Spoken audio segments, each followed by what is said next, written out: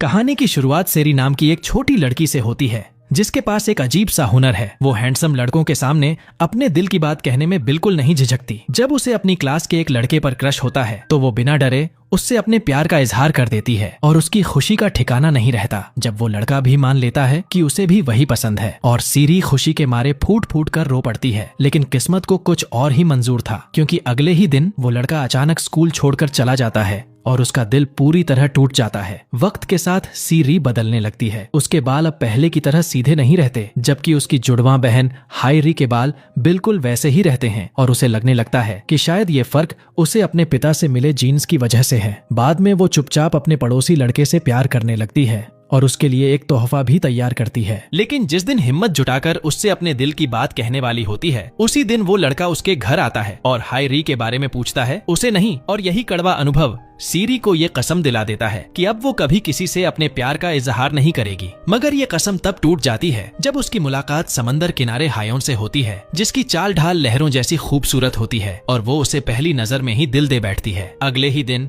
हायोन school में सबके सामने आ जाता है और हर कोई उसे देखकर दीवाना हो जाता है। लेकिन सब तब हैरान रह जाते हैं जब वो सीधे सीरी की तरफ हाथ हिलाता है और सीरी शर्म से जड़ हो जाती है, जबकि उसकी दोस्त उसे घूरने लगती हैं। मजबूरी में उसे कहना पड़ता है कि वो उससे कल बीच पर मिली थी। क्लास में सीरी मॉक एग्जाम की रैंकिंग देखती है और उसमें हायोन का नाम टॉप 100 में होता है, जिससे उसे इवनिंग सेल्फ स्टडी रूम में जाने का मौका मिल जाता है। और अफवाह ये होती है कि उस कमरे में किया गया कन्फेशन लगभग हमेशा सफल हो जाता है। लेकिन सीरी मायूस हो जाती है क्योंकि उसके नंबर इतने अच्छे नहीं हैं कि वो वहां जा सके। ब्रेक के दौरान वो अपनी दोस्तों के साथ ह्योन को बास्केटबॉल खेलते देखती है, जहां उसके चारों तरफ लड़कियों की भीड़ लगी रहती है। तब सीरी तय करती है कि उसे सबसे अलग दिखना होगा। वो उसके लिए एक ड्रिंक खरीदती है, उस पर अपना नाम लिखती है और कैंटीन वाली से कहती है कि वो हायोन को दे दे। मगर कैंटीन वाली पहले से ही जानती होती है कि ये किसके लिए है, क्योंकि उसी दिन कई लड़कियां ऐसा कर चुकी होती हैं। बाहर उसे उसकी घुंघराले बालों वाली दोस्त मिलती है, जिसके हाथ में भी हायोन के लिए पानी की बोतल होती है। स्कूल के बाद सीरी फिर से बीच पर लौटती है, उम्मीद करती है कि हायोन फिर से दिखेगा। वो समंदर में खड़ी होकर उसका इंतजार करती है, मगर वहाँ उसकी जगह एक और लड़का आ जाता है जो उसका गिरा हुआ नेम टैग उठा लेता है। और जब उसकी शर्ट पानी में बहने लगती है तो उसे पकड़ने जाता है, लेकिन खुद ही पानी में गिर पड़ता है क्योंकि उसे तैरना नहीं आता। तब सीरी उसे बचाने के लिए दौड़ती है, उसे खींचकर बाहर लाती है और CPR देने के लिए झुकती है। लेकिन जैसे ही उसके होंठ उसके पास पहुंचते हैं, वो लड़का होश में आ जाता है, जिससे सीरी गुस्से और शर्म से लाल हो जाती है और उसे जमकर डांटती है। हालांकि अंदर ही अंदर उसे तसल्ली होती है कि वो सुरक्षित है। अगले ही दिन वही लड़का सियोक सीरी के स्कूल और उसी क्लास में ट्रांसफर होकर आ जाता है। उसके पैर में प्लास्टर होता है और दोनों एक दूसरे को पहचान लेते हैं। टीचर उसका इंट्रोडक्शन कराते हैं और बताते हैं कि सियोक उम्र में बड़ा है। उसने पहले यूनिवर्सिटी का एग्जाम दिया था, फेल हो गया और अब दोबारा स्कूल लौटना पड़ा है। सीरी उससे अच्छे से बात करती है, लेकिन वो ठंडा सा रहता है और ज्यादा कुछ नहीं बोलता। अगली सुबह सीरी उसे प्लास्टर के साथ जूझते देखती है और उसकी मदद करने की जिद करती है, मगर वो मना कर देता है। तभी सुपरवाइजर दूसरे स्टूडेंट सियोंग को डांटते हुए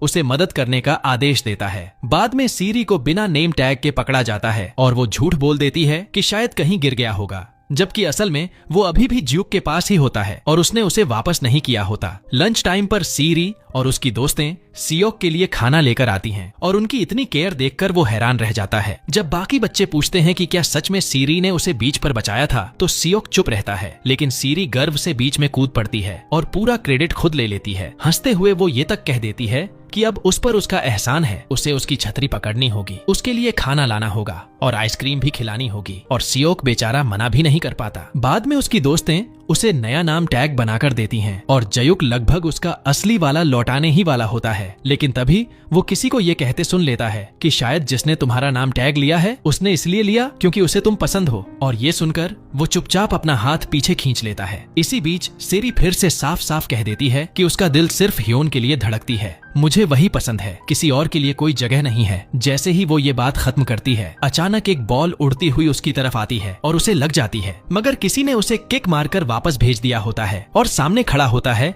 हायोन, जो सीधा उसकी ओर बढ़ता है। बॉल से गलती से सीरी को लगने पर हायोन तुरंत माफी मांगता है और चिंता दिखाता है, जबकि सीरी शर्म से नजरें झुका लेती है और घबरा जाती है। उसकी दोस्तें तुरंत चिढ़ाने लगती हैं कि उसने जानबूझकर ऐसा किया होगा ताकि उससे बात करने का मौका मिल जाए। हालांकि सियोक को ऐसा बिल्कुल नहीं लगता। क्लास में वापस आकर सीरी की करीबी दोस्त बताती हैं कि सुआ के बाल फिर से बिल्कुल सीधे हो गए हैं। ये सुनते ही सीरी हैरान होकर खुद देखने दूसरी क्लास में भागती है और सच में उसके बाल वही बन चुके होते हैं जैसा वो हमेशा चाहती थी। पूछने पर पता चलता है कि सुआ ने सैलून में बहुत महंगे 2 मिलियन में अपने बाल स्ट्रेट करवाए हैं। ये सुनकर सीरी और उसकी दोस्तें उम्मीद और जिज्ञासा में सैलून पहुंच जाती हैं, जहां मालकिन कहती है कि सीरी के बहुत ज्यादा घुंघराले बाल भी सीधे किए जा सकते हैं। घर लौटकर सीरी अपनी सारी जमा पूंजी इकट्ठा करती है, लेकिन पैसे पूरे नहीं पड़ते और दिल टूट जाता है। मायूस होकर वो फिर बस देखने के लिए सैलून जाती है। तभी वो गलती से सियोक को मालकिन को माँ कहते सुन लेती है और उसके दिमाग में एक अजीब सा प्लान बन जाता है। अगले दिन वो सियोक से पहले से बिल्कुल अलग तरीके से पेश आती है, ज्यादा प्यार से बात करती है। स्कूल के बाद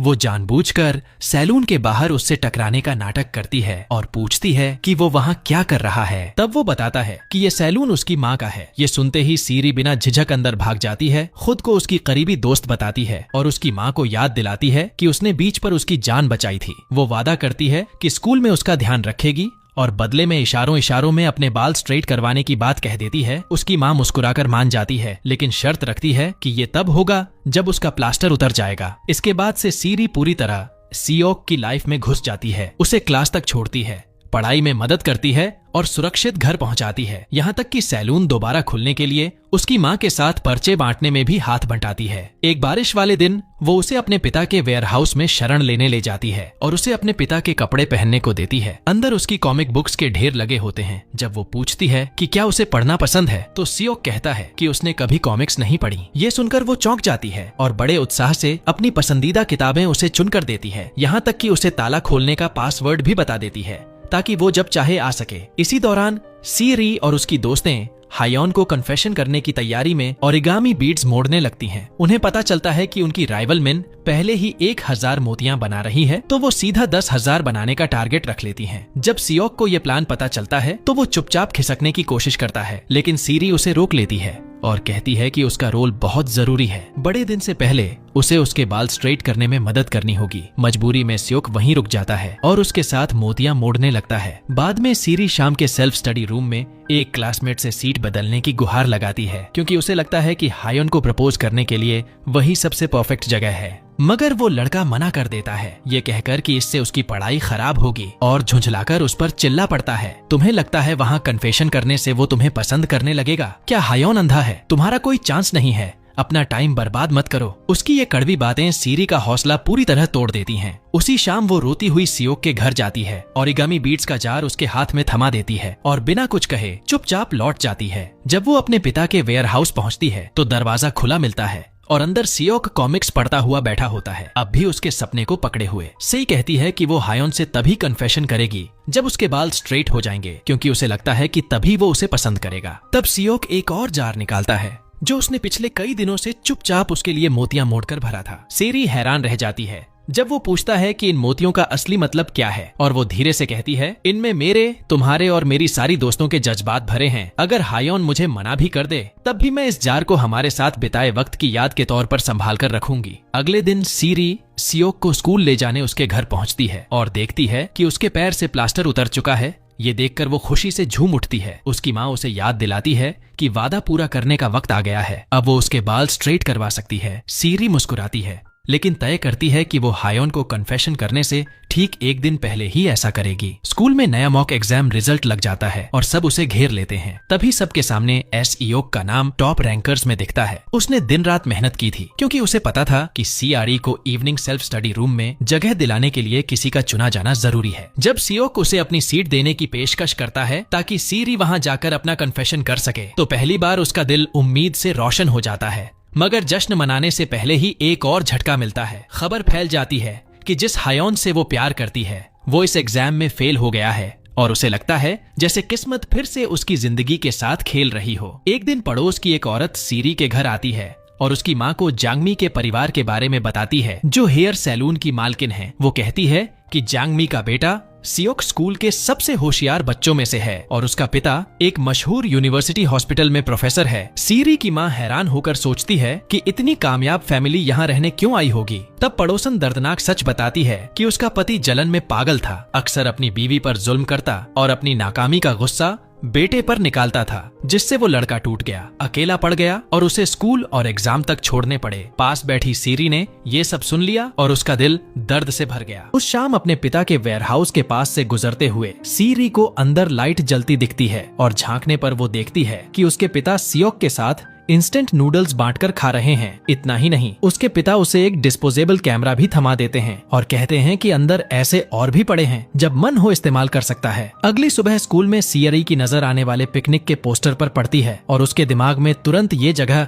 हायोन को प्रपोज करने का परफेक्ट मौका बन जाती है। वो अपनी दोस्तों के साथ प्लान पर बात ही कर रही होती है कि हायोन वहाँ से गुजरता है और हमेशा की तरह सीरी की तरफ हाथ हिलाता है, जिससे उसका दिल फिर से झूम उठता है। जिम क्लास में हैंडबॉल गेम के लिए सब जोड़ी बनाते हैं। एक लड़की फुर्ती से हायोन के साथ टीम बना लेती है और सीरी को मजबूरी में एसियोक के साथ खेलना पड़ता है। गेम तेज और खतरनाक होता जाता है। हायोन ब्लू टीम को टारगेट करता है और एक बॉल सीरी की तरफ उड़ती है, लेकिन सियोक बार बार उसके आगे आकर उसे बचा लेता है। फिर प्यार में पागल होकर सीरी एक पल में खुद हायोन को बचाने के लिए बॉल के सामने कूद जाती है और ये देखकर सियोक अंदर से टूट जाता है। उसी शाम सीरी को हायोन का वॉइस मैसेज आता है, जिसमें वो गेम के दौरान उसे बचाने के लिए शुक्रिया कहता है और सीरी खुशी से झूम उठती है। लेकिन कुछ ही पलों बाद सियोक का मैसेज आता है, जिसकी आवाज चिंता से भरी होती है। वो पूछता है कि क्या उसे दर्द तो नहीं हो रहा। खुद को कोसता है कि उसने उसे अकेला छोड़ दिया और उसे जिद न करने बल्कि जल्दी ठीक होने के लिए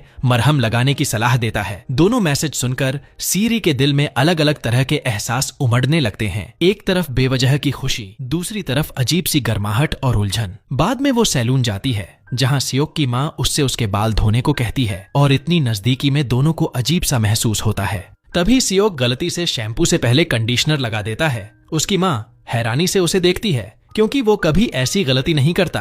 वो तुरंत बहाना बनाकर बाहर चला जाता है और सीरी को उसके जज्बातों पर शक होने लगता है। स्कूल पिकनिक का दिन आ जाता है और बस में चढ़ते वक्त सीरी सीधे चमकदार बालों के साथ आती है, जिसे देखकर सब दंग रह जाते हैं। पीछे बैठा सियोक चुपचाप देखता रहता है और उसका मूड बुझा हुआ होता है। पिकनिक स्पॉट पर सीरी अपना पेपर बीड्स वाला जार सावधानी से हायोन की सीट पर रख देती है। रात को सब मिलकर उसके कन्फेशन के लिए एक खास जगह सजाते हैं। तीरों के निशान देखते हुए हायोन वहां पहुंचता है और सामने सिर्फ सीरी को पाकर चौंक जाता है। वो उसके सीधे बालों की तारीफ करता है, मोतियों के जार को देखकर खुश होता है और उसे फिर से धन्यवाद देता है कि उसने उसे बचाया था। फिर हायोन उस दिन की बीच वाली बात छेड़ता है और कहता है कि उसके बारे में सिर्फ वही दोनों जानते हैं। ये सुनकर सीरी जम जाती है, क्योंकि उसे एहसास होता है कि उसे नहीं पता कि सियोक भी वहां मौजूद था। उसी पल वो सियोक को चुपचाप वहां से मुड़कर जाते हुए देख लेती है और उसका दिल कसकर भींच जाता है। उसे सब कुछ साफ समझ आने लगता है। वो हायोन की तरफ देखकर कहती है, मुझे तुम बहुत पसंद हो और मैं आज यहाँ तुम्हें ये बताने लाई थी। लेकिन जैसे ही मैं बोलने वाली थी, मेरे दिमाग में किसी और का ख्याल आने लगा।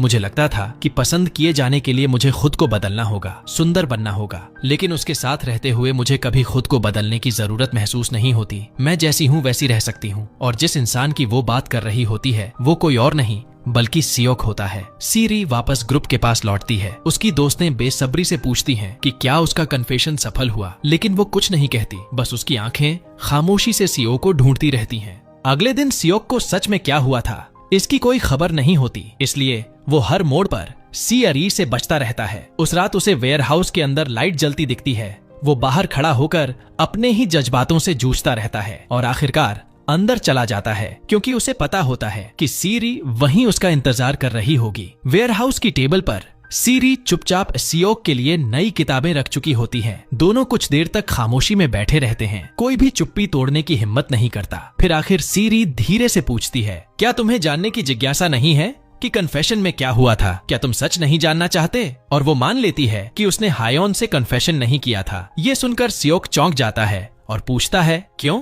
सीरी हल्की सी मुस्कान के साथ कहती है, क्योंकि अब मैं पढ़ाई पर फोकस करना चाहती हूँ, लेकिन ये बात किसी को मत बताना। मैं उन्हें निराश नहीं करना चाहती। जब यूनिवर्सिटी एंट्रेंस एग्जाम आए तो बस मेरे लिए एक बहुत बड़ी कैंडी खरीद देना, शायद उससे मेरा रिजल्ट अच्छा आ जाए। अगले दिन स्कूल में जब साई सियोक को घुंघराले बालों वाली लड़की के साथ बातें करते देखती है तो उसका दिल थोड़ा सा बैठ जाता है और हल्की सी जलन उसके अंदर उभर आती है। हालांकि वो उसे छुपाने की कोशिश करती है। उसी रात सियोक की माँ सोफे पर रखा एक बहुत बड़ा गिफ्ट देखकर पूछती है तो सियोक बताता है कि सीरी ने उससे एक बहुत बड़ी कैंडी लाने को कहा था। फिर वो अपनी माँ से कहता है कि वो अगले साल यूनिवर्सिटी एंट्रेंस एग्जाम देने का इरादा रखता है। ये सुनकर उसकी माँ हैरान रह जाती है और याद दिलाती है कि उसने तो कभी कहा था कि वो एग्जाम देने से बेहतर मर जाना पसंद करेगा। थोड़ी देर बाद सियोक सीरी के घर आता है और उसके लिए वही बड़ी सी कैंडी लेकर आता है। जैसे ही वो जाने लगता है सीरी उसे रोककर पूछती है कि क्या वो सुआ के करीब है। वो बिना झिझके कह देता है कि नहीं, फिर उसे एग्जाम के लिए शुभकामनाएं देता हुआ चला जाता है। एंट्रेंस एग्जाम का दिन आ जाता है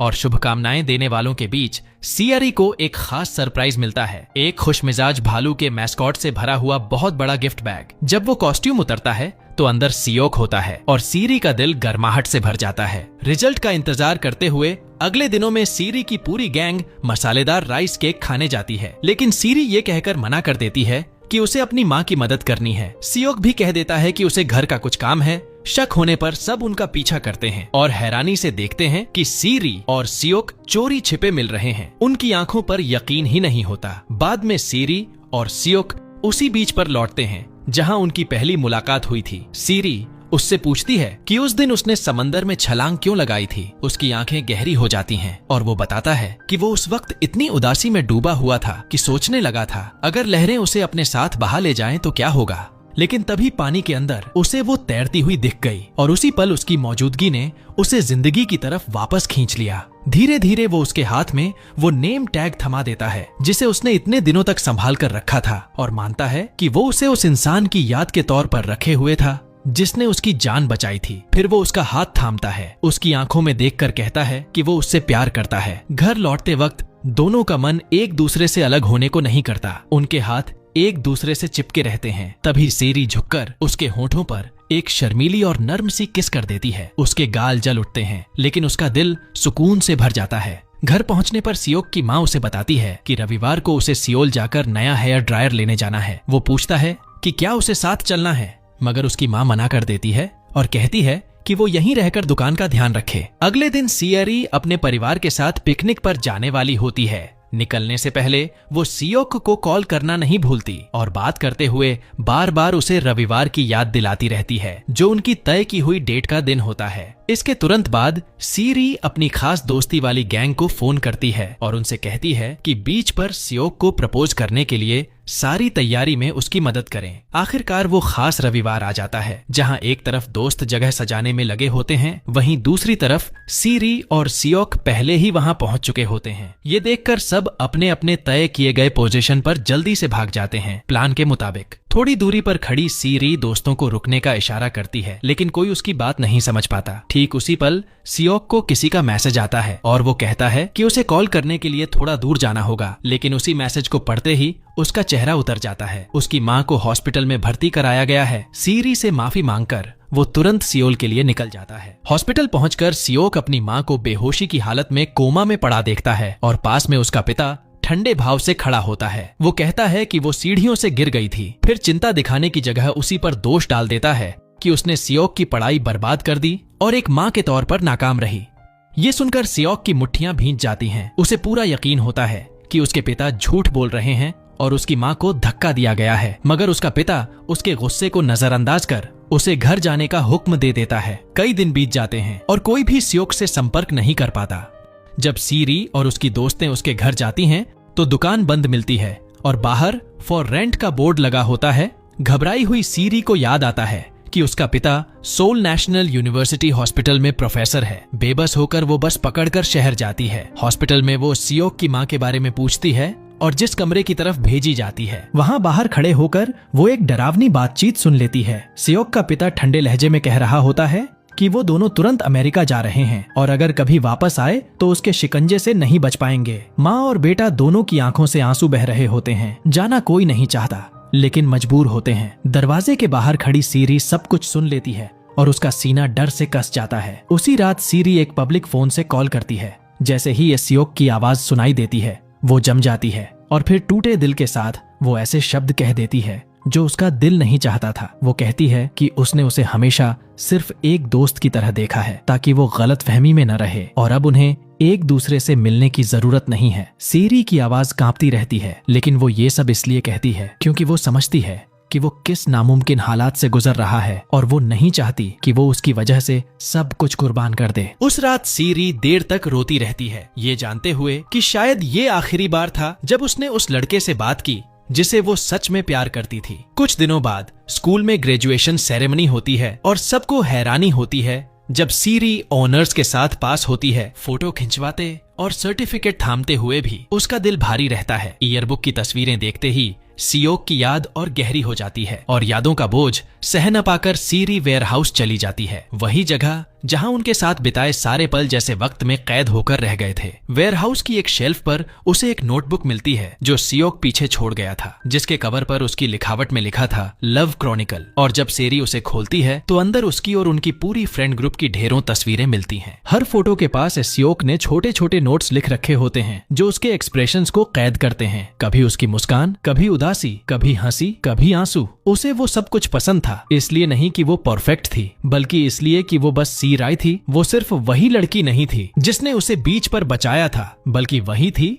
जिसने उसे उसकी जिंदगी की अंधेरी गहराइयों से बाहर खींच लिया था, जिसने उसे उसके अपने डरावने ख्वाबों से बचाया था। कभी उसने उसके नेम टैग को अपनी जिंदगी की डोर समझकर पकड़ा हुआ था, मगर अब उसे उसकी जरूरत नहीं थी, क्योंकि उसका नाम, उसकी मौजूदगी उसके दिल पर खुदी हुई थी। हर पन्ना पलटते हुए सीरी की आंखों से आंसू बहने लगते हैं, क्योंकि उसके सामने एक खूबसूरत प्यार खुलकर सामने आ जाता है, लेकिन वो प्यार उसे बहुत दूर लगता है, जैसे बस छूने से रह गया हो। टूटे दिल के साथ वो बीच पर भटकती है और सियोक को मैसेज भेजती है, मैं आज तुमसे नहीं मिल सकती, मेरी तबीयत ठीक नहीं है। वही बहाना जो वो पहले भी इस्तेमाल कर चुकी थी और जिसे वो सोचती थी कि शायद कभी जवाब नहीं आएगा, मगर इस बार जवाब अलग होता है, तुम मुझे तो बिल्कुल ठीक लग रही हो। और तभी उसका फोन बजता है। पीछे से एक जानी पहचानी आवाज उसका नाम पुकारती है। वो मुड़ती है और सामने सियोक रेत पर खड़ा होता है। हैरानी राहत में बदल जाती है। सीरी दौड़कर उससे लिपट जाती है और रोते हुए माफी मांगती है। कबूल करती है कि उसने झूठ बोला था और जो कड़वे शब्द उसने कहे थे वो दिल से नहीं थे। वो कभी उसे भूल नहीं पाई, कभी उससे प्यार करना बंद नहीं कर पाई। और सियोक सब समझ जाता है। शांत नजरों से